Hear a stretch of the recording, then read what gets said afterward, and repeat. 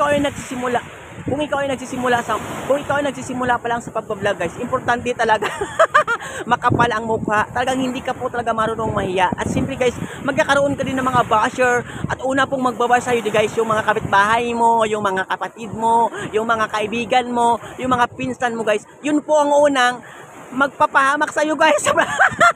Yung magsasabi sa'yo guys na walang kwenta yung vlog mo. Importante talaga guys, talaga makapal ang mukha mo kasi hindi ka tinatabla ng hiya. Katulad ko guys, talagang sinusubukan ko talaga na maging makapal ang mukha ko guys. Kita nyo naman, makapal ang mukha ko. So ngayon guys, nagsisimula pa lang tayo sa mga pagbablog, no. Importante talaga dito yung talagang masasanay talaga tayo. Dumaan yung karo. So ayun guys, no, talagang huwag kayong mahiya kung mag-vlog kayo, no. Nahihiya pa kayo, nagawa-gawa pa kayo ng vlog nyo, tapos nahiya lang din pala kayo. Huwag na kayong mahiya. Paano kayo kumita?